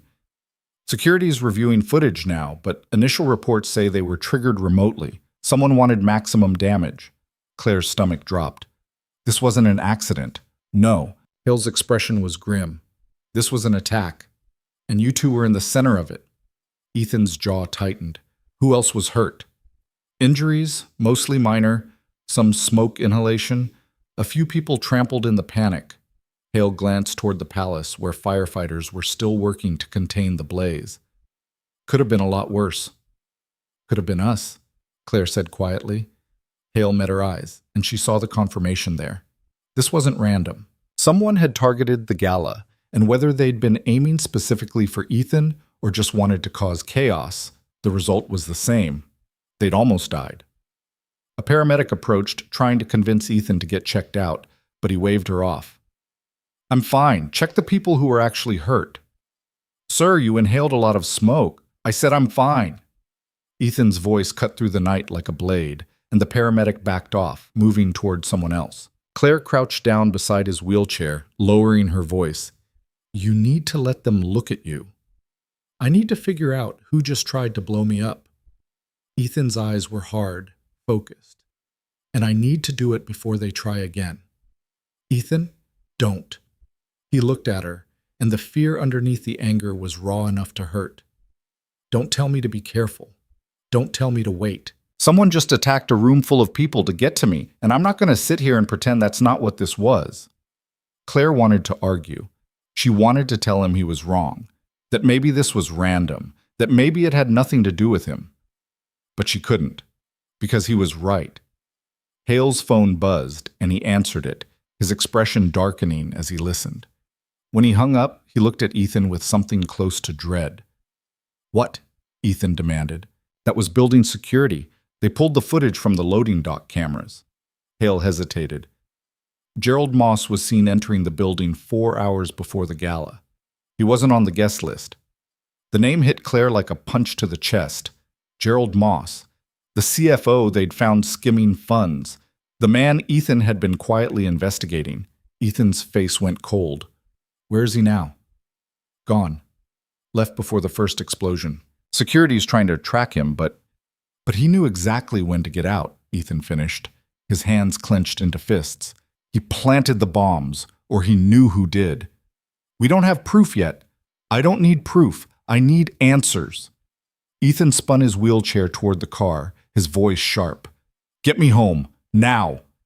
The drive back to the estate was silent, except for the sound of Hale making calls, coordinating security, pulling information. Claire sat beside Ethan in the back seat, watching the city lights blur past, and tried to ignore the way her hands wouldn't stop shaking. When they finally pulled through the gates, the house looked the same as it always did. Massive, imposing, untouchable. But Claire knew better now. Nowhere was safe. Not really. Ethan went straight to his office, and Claire followed without asking permission. Hale came in behind them, closing the door and locking it. Talk, Ethan said, his eyes on Hale. Everything you know. Hale pulled out his tablet, swiping through files. Gerald Moss has been with the company for 22 years. Clean record, no red flags until Claire found the discrepancies in the financials 3 weeks ago. How much did he take? Claire asked. Close to $8 million over the past 2 years, small amounts spread across multiple accounts, filtered through the subsidiary you flagged. Hale pulled up a document. But here's where it gets worse. The subsidiary is owned by a shell corporation, and that shell corporation has ties to Victor Kane. Ethan went very still. Kane. Claire looked between them. Who's Victor Kane? Politician, Ethan said, his voice flat. Running for Senate. Made his career on anti-corruption platforms and taking down corporate greed. His mouth twisted. And apparently funding his campaign by stealing from the companies he claims to be protecting. Kane's been pushing legislation that would have hurt the Callaway Group, Hale added. New regulations, increased oversight, policies that would have cost you millions. But if he owns you through Moss, he controls you. He gets the political win and the financial leverage. Claire's brain was racing. So Moss was funneling money to Kane, and when we started investigating, they panicked. They didn't just panic, Ethan said quietly. They tried to kill us. The room went silent. Hale set down the tablet. We need to go to the authorities, turn over everything we have. No. Ethan's voice was hard. Not yet. Ethan, if we go public now, Kane buries it. He's got enough connections to make this disappear, and Moss will vanish before we can prove anything. Ethan leaned forward. We need more. We need evidence that ties Kane directly to the attack, and we need it fast. How? Claire asked. Ethan looked at her, and she saw the calculation in his eyes. Moss is running, but he's not gone yet. He'll need to cover his tracks, move money, destroy evidence, which means he's going to make mistakes. And you want to catch him making them, Hale said slowly. I want to catch him. I want Kane, and I want everyone who thought they could take me down because I'm in a wheelchair. Ethan's voice was ice. I want them destroyed. Claire should have been scared. She should have told him this was insane, that going after a sitting politician and a man desperate enough to plant bombs was suicide. But instead she heard herself say, What do you need me to do? Ethan's eyes met hers, and something in his expression softened. Stay safe. That's what I need. Not happening. Claire crossed her arms. You just said it yourself. Someone tried to kill us tonight. Plural. I'm already in this. So either you let me help or I do it on my own. Your choice. Hale made a sound that might have been a laugh. She's got a point. Ethan stared at Claire for a long moment. Then he nodded. Fine. But you follow my lead. And if I tell you to run, you run. Understood? Understood. Good. Ethan turned back to Hale. Get me everything we have on Moss's known associates, his bank accounts, his travel history. I want to know where he's going before he gets there. Hale nodded and left the room, already making calls. Claire sank into the chair across from Ethan's desk, exhaustion hitting her like a wave. This is insane. Yeah. We could die. We almost did. Claire looked at him, really looked at him and saw the fear he was trying to hide. Are you okay? Ethan's mask slipped just for a second. No, but I will be. Ethan, I thought I was going to lose you tonight. The words came out raw, unfiltered. When that first bomb went off, all I could think was that you were there because of me, that if something happened to you, it would be my fault. Claire's throat tightened. Nothing happened. But it could have. And it still might. Ethan's hands were shaking now, the adrenaline finally wearing off. You should leave, Claire. Take the money, go somewhere safe, and let me handle this. No. Claire. I said no. She leaned forward. I'm not leaving you. Not now. Not when people are literally trying to kill you. That's exactly why you should leave. And that's exactly why I'm staying. Claire reached across the desk, covering his hand with hers. We're in this together. That's what you said, right? So stop trying to push me away. Ethan stared at her hand on his, and when he looked up, his eyes were wet. Why? Because I care about you, you idiot. The words came out before she could stop them, and Claire felt her face flush. I know that's not part of the contract, and I know this whole thing was supposed to be fake, but somewhere along the way it stopped being fake for me. So yeah, I'm staying. Deal with it. Ethan didn't say anything. He just turned his hand over, lacing his fingers through hers, and held on like she was the only thing keeping him from falling apart. They sat like that for a long time, in the quiet of the office, while the world outside tried to destroy them. The next 72 hours were a blur of strategy, surveillance, and sleepless nights. Hale came through with a mountain of information on Gerald Moss. Travel records showing flights booked to 3 different countries, bank transfers to accounts in the Cayman Islands, and a series of phone calls to a number registered to Victor Kane's campaign office. He's covering his tracks, Hale said, spreading documents across the conference table. But he's doing it sloppily, panicking. Good, Ethan said. Panicked people make mistakes. They'd set up a command center in one of the estate's unused rooms, computers, phones, security feeds. Claire had thrown herself into the work, cross-referencing financial records, tracking communication patterns, piecing together the web of corruption that connected Moss to Kane. And the deeper they dug, the worse it got. Kane wasn't just funding his campaign with stolen money. He was using the Callaway Group as a scapegoat, positioning himself as the politician who would hold corporate America accountable while quietly bleeding them dry from the inside. He's been doing this for years, Claire said, staring at the timeline she'd built. The Callaway Group isn't his first target. There are at least 3 other companies with similar patterns: shell corporations, embezzlement, political leverage. Ethan leaned over her shoulder, studying the screen. Can we prove it? We can prove the money trail, but connecting Kane directly to the bombing? Claire shook her head. That's harder. Moss is the link, but he's not talking. Then we make him talk. Claire turned in her chair. How? Ethan's expression was cold. We give him a reason to. That night, they set the trap. Hale leaked information to one of Moss's known contacts, a message that suggested the Callaway Group had recovered evidence from the gala, evidence that would tie Moss and Kane to the attack. The bait was simple. If Moss wanted to destroy that evidence before it went public, he'd have to come back. He won't fall for it, Claire said, pacing the office. He's not that stupid. He's desperate, Ethan corrected. And desperate people take risks. What if he doesn't come alone? What if Kane sends people? Then we'll be ready. Claire stopped pacing. This is dangerous, Ethan. I know. People could get hurt. I know that too. Ethan rolled his wheelchair closer.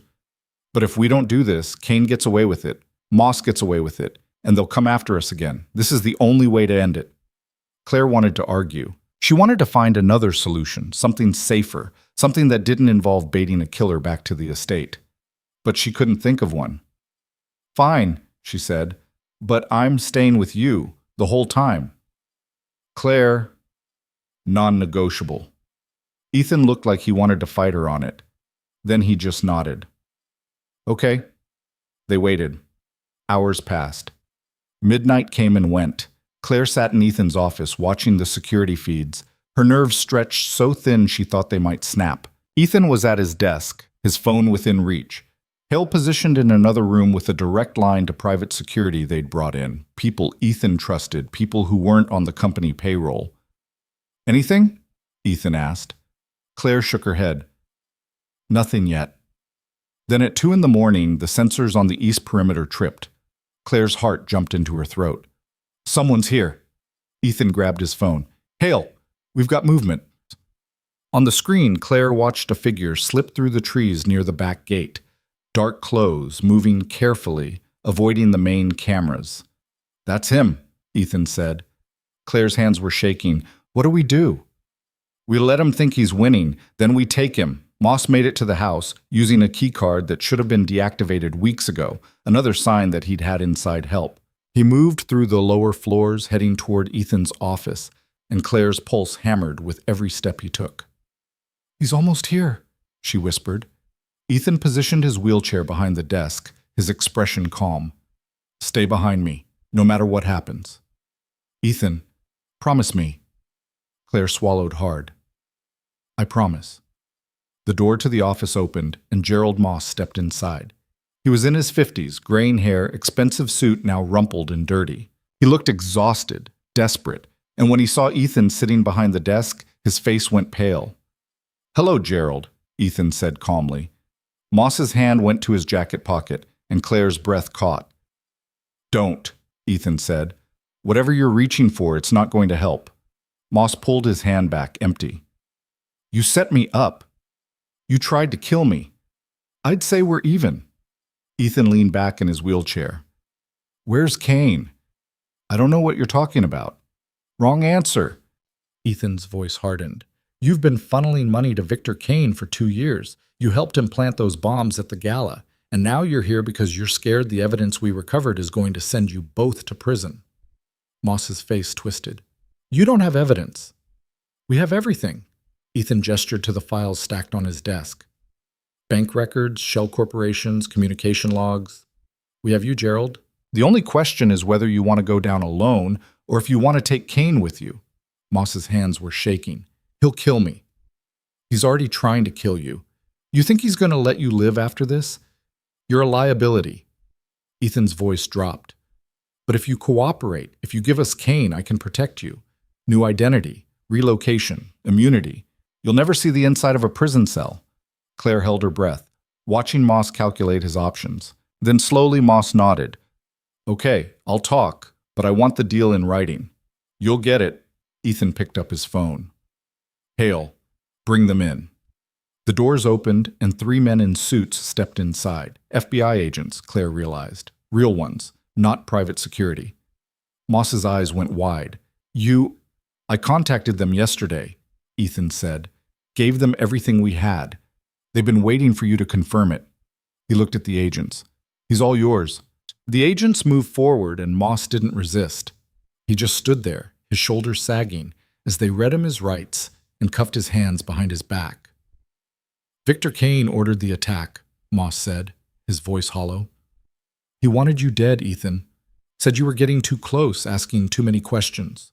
The bombing was supposed to look like a terrorist attack, random, untraceable.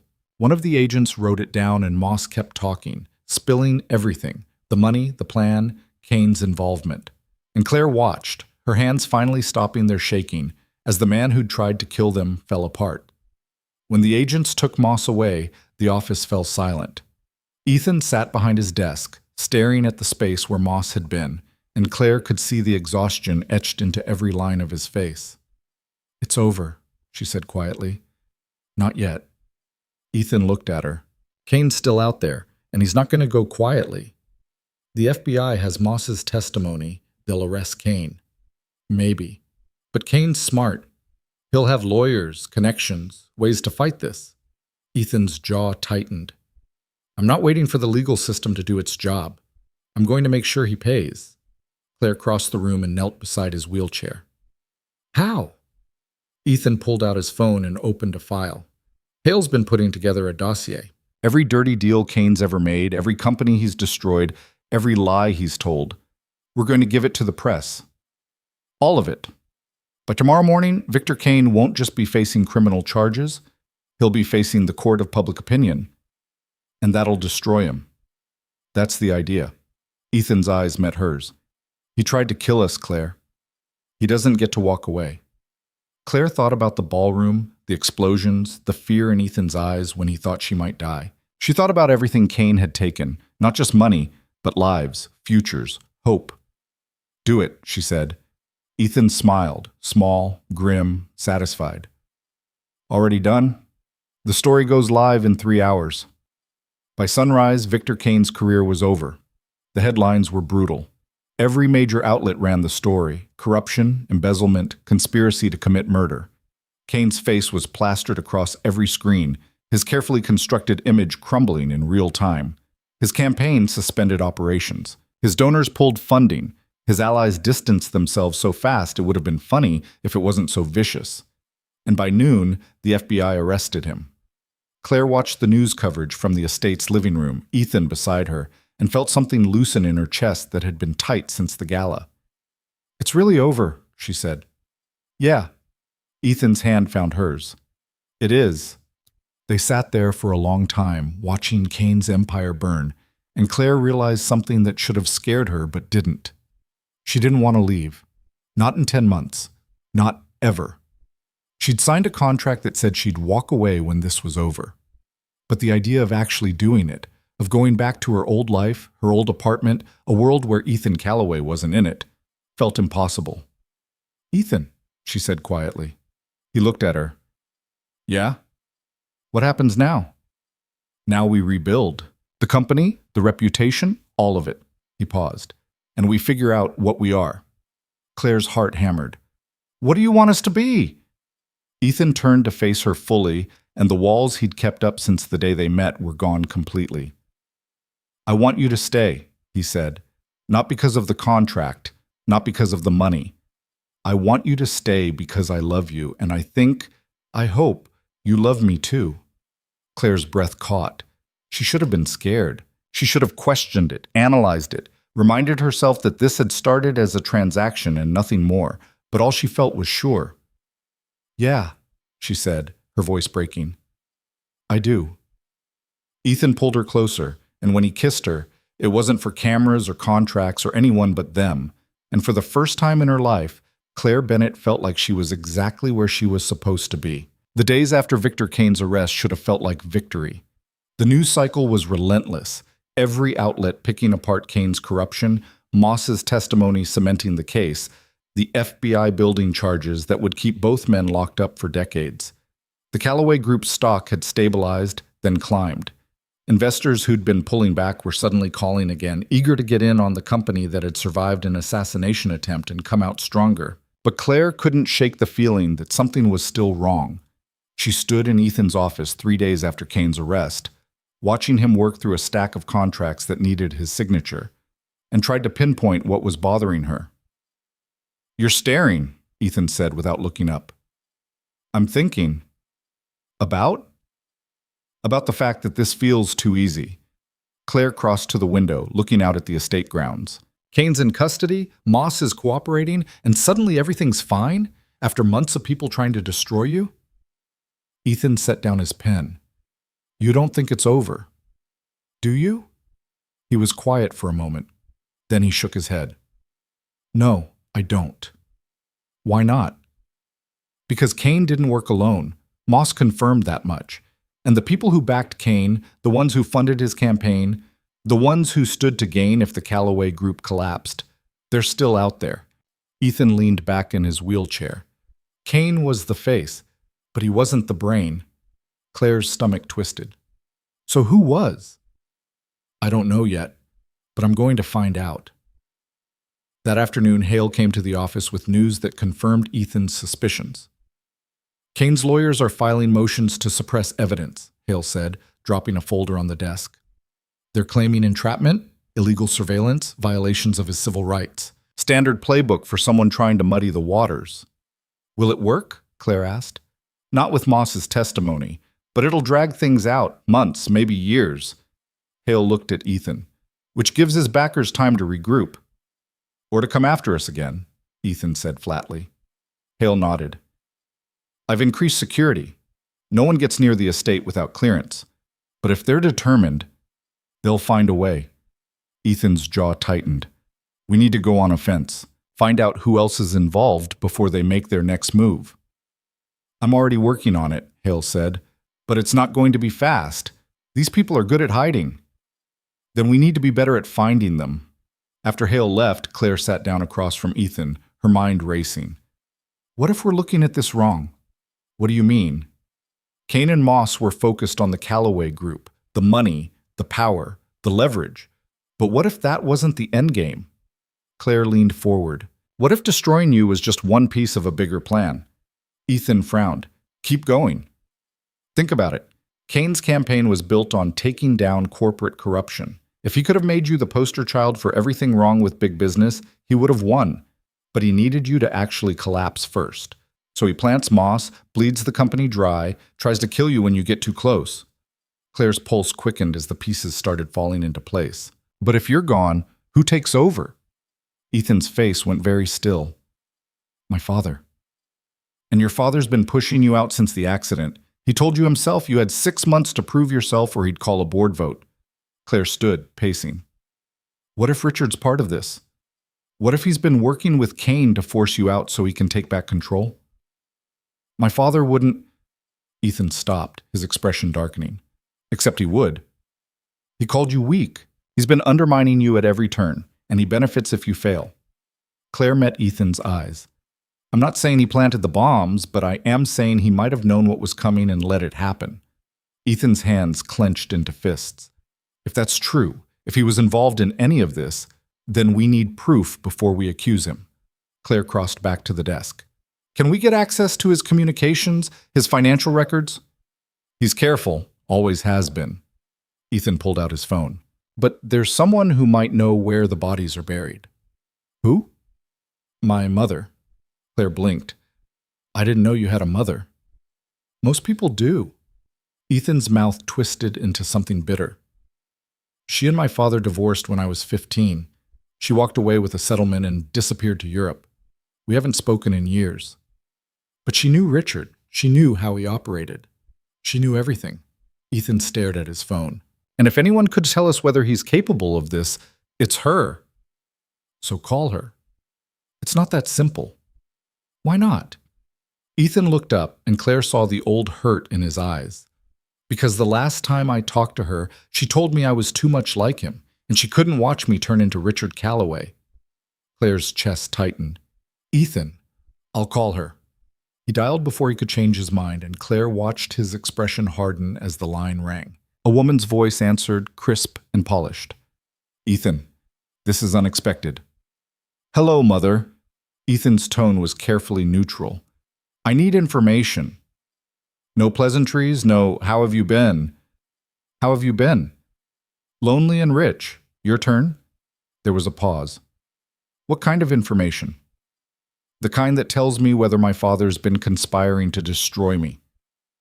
The silence on the other end stretched so long that Claire thought the call had dropped. Then Ethan's mother said, very quietly, What's happened?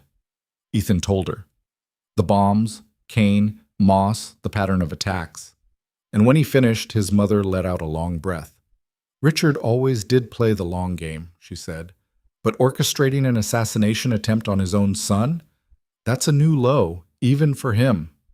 So you think he's capable of it? I think Richard is capable of anything if it means preserving his empire.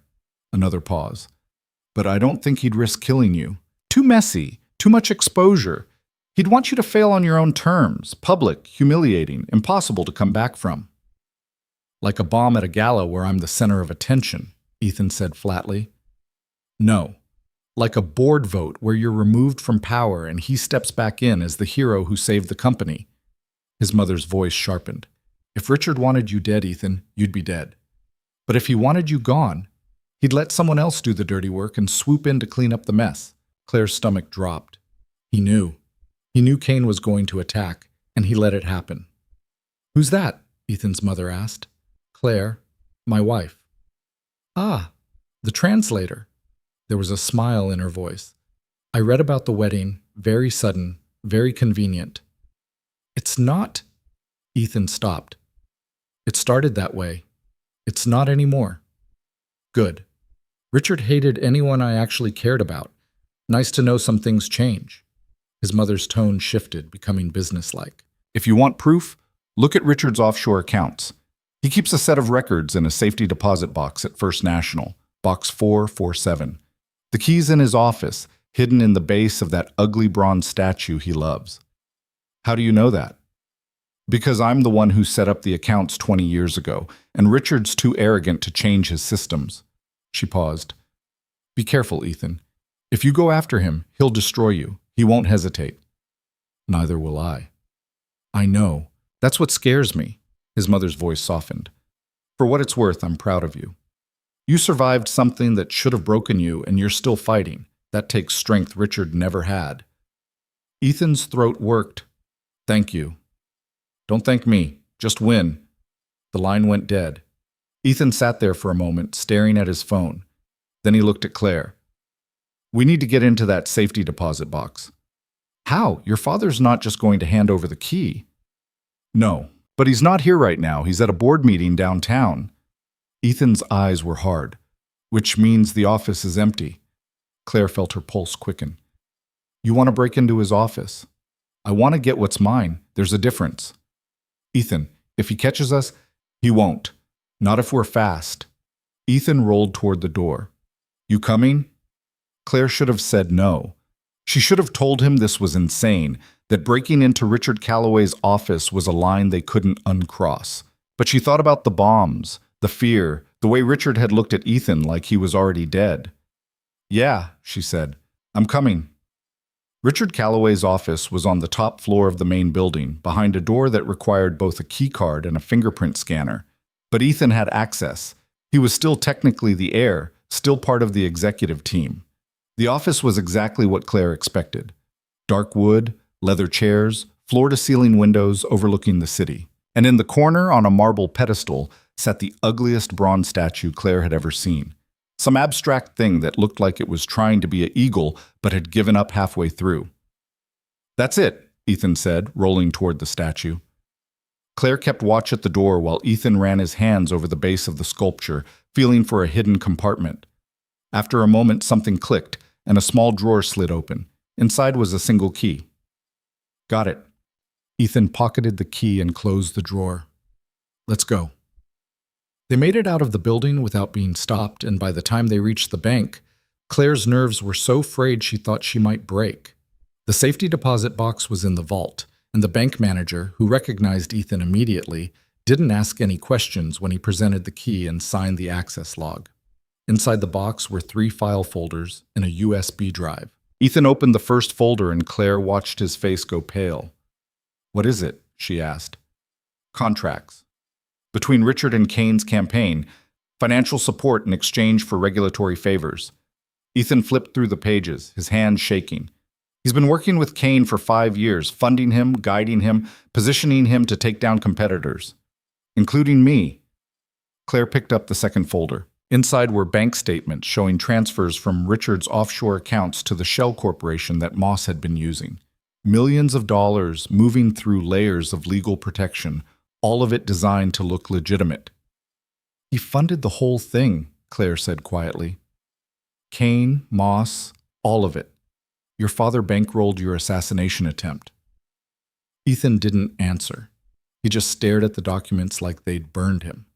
The USB drive contained emails, hundreds of them. Richard coordinating with Kane, discussing strategy, outlining plans to discredit Ethan and force a board vote. And near the bottom of the files, one email that made Claire's blood run cold. If the accident didn't finish the job, this will. The accident, Claire whispered. Ethan, your car accident, the one that put you in the wheelchair. Ethan's hands were shaking now, the pages slipping from his fingers. The brake lines were cut. We knew that, but we thought it was random. A failed carjacking. We never... His voice broke. He tried to kill me. My own father tried to kill me. Claire grabbed his hand, holding tight. We have proof now. Everything we need to destroy him. He's my father. He tried to murder you. I know. Ethan's voice was hollow. I know. They took the files and left the bank, and by the time they got back to the estate, Ethan's walls were back up. His face was a mask, his voice steady, and Claire knew he was forcing himself to compartmentalize, because if he didn't, he'd fall apart. "We give this to the FBI," he said. "Along with everything else, Kane, Moss, and Richard, all of them. And the company? The board will have to decide, but Richard's done.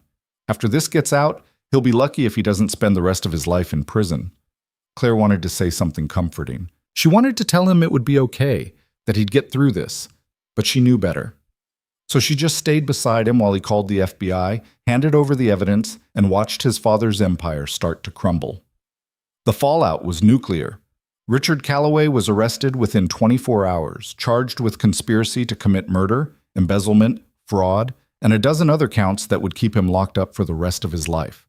The media went insane. The board called an emergency meeting, and the Calloway Group's stock tanked so hard that trading was temporarily suspended. But Ethan didn't flinch. He called the board together, laid out the evidence, and made his case. Richard had betrayed the company, betrayed his son, and nearly destroyed everything the Calloway name stood for. But Ethan was still standing, and he was ready to rebuild. The vote was unanimous. Ethan was named CEO, effective immediately. Claire watched from the back of the boardroom as Ethan accepted the role, his voice steady, his shoulders straight, and she felt something shift in her chest, pride maybe, or relief that he'd finally gotten what he'd been fighting for. But there was still one more problem. Vanessa Hart. She showed up at the estate 2 days after Richard's arrest, her face pale, her hands shaking. "I need to talk to Ethan," she said when Claire answered the door. "He's not interested." "Please." Vanessa's voice cracked. "I know I don't deserve it, but I need to explain." Claire should have slammed the door in her face. But something in Vanessa's expression, genuine fear maybe, or desperation, made her hesitate. "Wait here," Claire said. She found Ethan in his office, reviewing the company's restructuring plan, and told him Vanessa was at the door. "Tell her to leave," he said without looking up. "She's scared, Ethan, really scared." "Good, she should be. Just hear her out. 5 minutes, then she's gone." Ethan finally looked up, his expression hard. "Why do you care?" "Because I want to know what she knows. And I think she's finally ready to talk." Ethan stared at her for a long moment, then he nodded. "Fine. 5 minutes." They met in the library, Vanessa sitting across from Ethan and Claire, her hands clasped in her lap. "I didn't know," she said immediately. "About Kane, about your father, about any of it. You have to believe me." "I don't have to believe anything," Ethan said flatly. "Richard came to me after the accident. He told me you were going to drag the company down, that you were too damaged to lead. He said if I stayed with you, I'd go down too." Vanessa's voice shook. "I believed him. I thought I was protecting myself, but I didn't know he was trying to kill you." "And the interview?" Claire asked. "The one where you played the victim?" "That was me being stupid and scared. I thought if I could control the narrative, people would stop asking questions. But then Kane was arrested, and I realized—" Vanessa looked at Ethan, her eyes wet. "I realized Richard used me, just like he used everyone else." Ethan's expression didn't change. "Why are you telling me this?" "Because the FBI contacted me. They want me to testify against Richard, and I will. I'll tell them everything." Vanessa took a shaky breath. "I'm not asking for forgiveness, Ethan. I just wanted you to know that I'm sorry, for all of it." Ethan was silent for a long time. Then he said, "Testify. Help them put Richard away. And then stay out of my life." Vanessa nodded, tears streaming down her face. "Okay." She left without another word, and Claire watched her go, feeling something close to pity. "You believe her?" Ethan asked. "I think she's telling the truth. Doesn't mean I forgive her." "Neither do I." Ethan's jaw tightened. "But if her testimony helps bury my father, I'll take it." 3 months later, Richard Calloway, Victor Kane, and Gerald Moss were all convicted on multiple charges. Richard got 30 years. Kane got 25.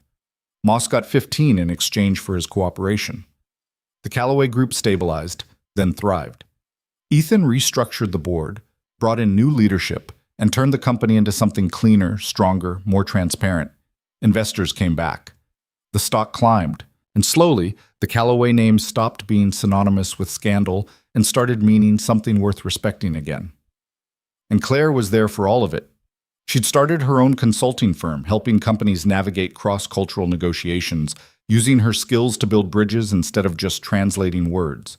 The work was challenging, fulfilling, and entirely hers. But she still came home to Ethan every night. The contract had expired months ago. The year was up, the money had been paid, and technically, Claire could have walked away. But she didn't. Because somewhere between the fake marriage and the real danger, between the quiet mornings in the kitchen and the nights when they'd almost died, Claire had fallen in love with Ethan Calloway. And he'd fallen in love with her. They didn't talk about it much. They didn't need to. It was there in the way Ethan reached for her hand when he was stressed, in the way Claire stayed up late helping him prep for board meetings, in the way they'd built a life together that felt nothing like a contract and everything like a choice. But there was still one thing left unsaid. Claire was in the garden, watching the sunset, when Ethan found her. He rolled up beside her, and she saw immediately that something was different. He looked nervous, which was rare. Ethan Calloway didn't get nervous. "Hey," she said. "You okay?" "Yeah, He stopped, taking a breath. "I need to ask you something." Claire turned to face him fully, her heart starting to race. "Okay." Ethan reached into his pocket and pulled out a small box. He opened it, and inside was a ring, simple, elegant, nothing like the ostentatious diamond Vanessa had worn. "The first time I asked you to marry me, it was a business deal," Ethan said quietly. "A contract, a transaction, and you said yes because you needed the money." Claire's throat tightened, but this time, Ethan continued, "I'm asking because I love you, because you saved my life, my company, and my sanity, because I can't imagine a future without you in it." He met her eyes. "So, Claire Bennett, will you marry me? For real this time?" Claire's vision blurred, and she realized she was crying. "Yes," she said, her voice breaking. "Yes, you idiot. Of course I'll marry you." Ethan pulled her down into his lap, and she kissed him, tasting salt and relief and a future that was finally, completely, theirs. The second wedding was nothing like the first. This time there were guests, real ones. Claire's father walking her down the aisle with tears in his eyes. Marcus Hale standing as Ethan's best man. Friends, colleagues, people who actually cared about them instead of just showing up for appearances. And when the officiant asked if they took each other, when Claire and Ethan said their vows in front of people who mattered, it felt like the world had finally stopped trying to tear them apart. At the reception, Ethan actually stood, with the help of braces and months of physical therapy that had slowly brought back some mobility, and raised a glass. "A year ago, I was a man who'd lost everything," he said, his voice carrying across the room. "My body, my fiancée, my company, my future. I was sitting in a wheelchair, surrounded by enemies, and I thought I was done." He looked at Claire, and his expression softened. "And then this woman walked into my life. She didn't pity me. She didn't try to fix me. She just stood beside me and refused to let me fall. She challenged me, she pushed me, she saved me in every way that mattered."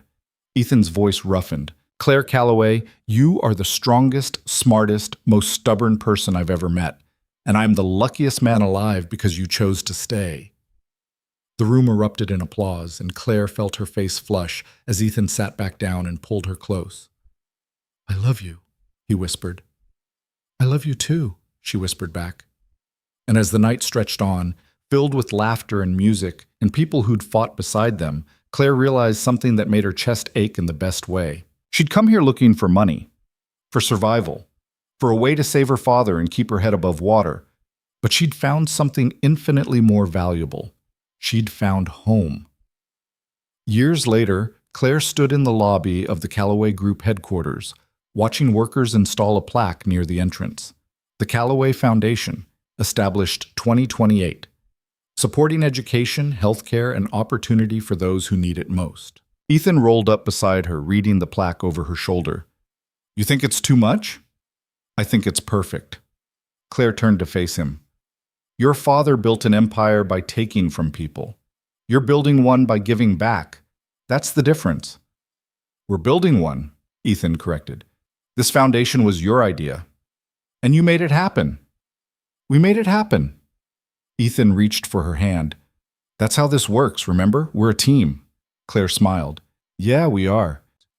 They stood there together in the building that had almost been Ethan's tomb and watched people walk past, employees, clients, kids from the scholarship program the foundation had started, people whose lives were better because Ethan and Claire had refused to let the darkness win.